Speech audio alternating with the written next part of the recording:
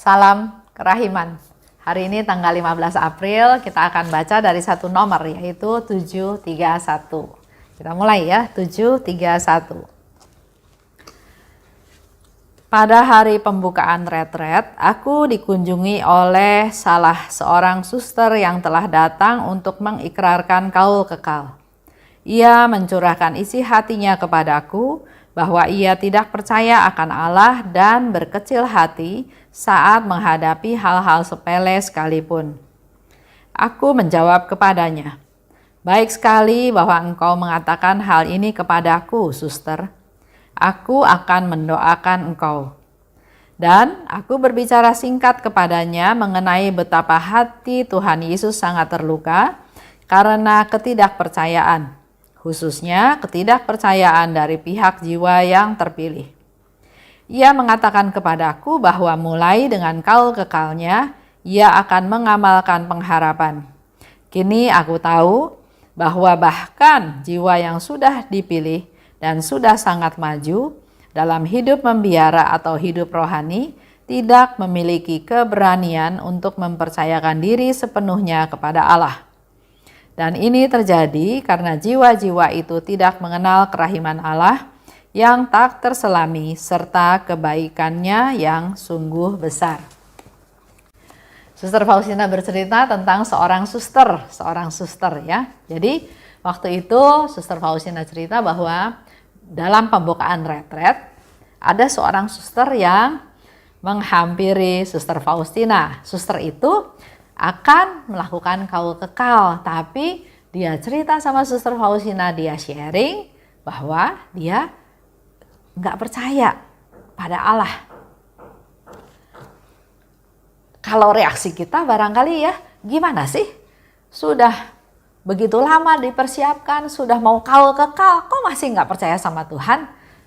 Kamu nih gimana gitu ya reaksi kita. Tapi kita belajar dari Suster Faustina hari ini. Dia bilang, bersyukur kamu cerita sama saya. Karena saya akan berdoa untuk engkau. Jadi dalam hal ini tidak ada penghakiman sama sekali.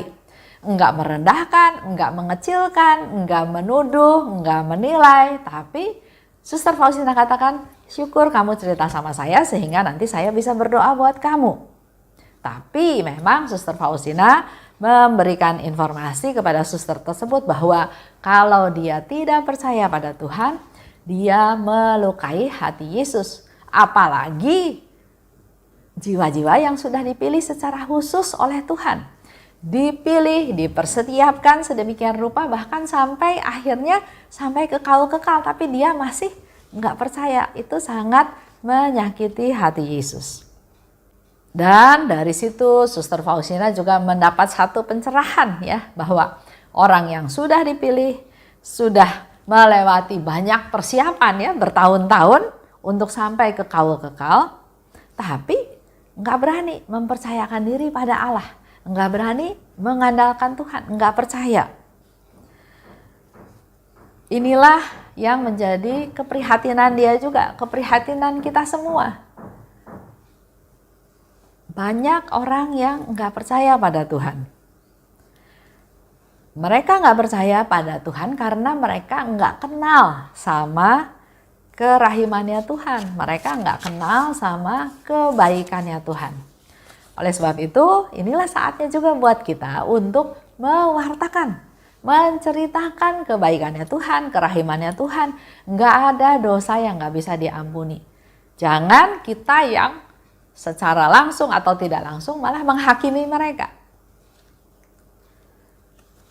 Ini yang menjadi renungan buat kita semua. Sangat memprihatinkan memang ya. Jiwa sudah dipilih, sudah melewati proses sekian lama. Sama seperti kita juga dalam kehidupan kita sehari-hari juga banyak dengar cerita ya. Seorang calon imam, frater, dia sudah sekolah sampai tahun ke-10. Karena ada masalah ya, ayahnya meninggal waktu itu, kongregasinya nggak kasih dia izin pulang karena katanya baru pulang, sedangkan dia memaksa untuk pulang karena dia berpikir bahwa itu ayahnya yang sudah meninggal. Di sini ada unsur ketaatan yang dilanggar. Dia akhirnya enggak melanjutkan, dia enggak jadi pastor. Ada juga yang bahkan sudah jadi pastor, sudah jadi imam. Karena permasalahan, banyak hal juga yang terjadi, akhirnya dia lepas jubah. Ada yang dimiskomunikasi. Ada yang, pernah ada satu pastor juga, dia lumayan lama membimbing komunitas komunitas Lumen Christi ya. Dia ahli dalam bidang keluarga, tapi tanpa kita sadari, tanpa kita duga, terdengar berita tentang dia dan lepas jubah. Itu menjadi keprihatinan kita semua dan terutama juga keprihatinan Tuhan Yesus.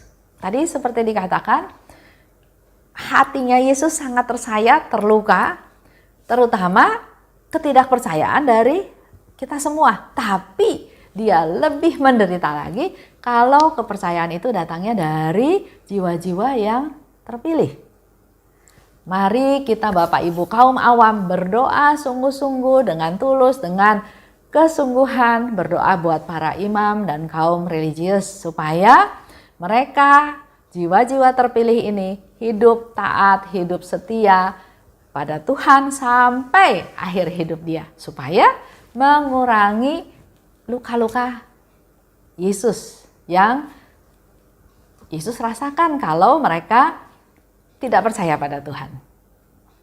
Karena mereka akan dipakai oleh Yesus untuk menjadi perpanjangan tangan ya Tuhan, untuk memberitakan kerahiman Tuhan, untuk menceritakan supaya kerahiman Tuhan ini bisa dialami banyak orang. Nah, kalau orang-orang itu nggak percaya kan, menyusahkan hati Yesus, membuat Yesus semakin menderita. Itu aja untuk hari ini.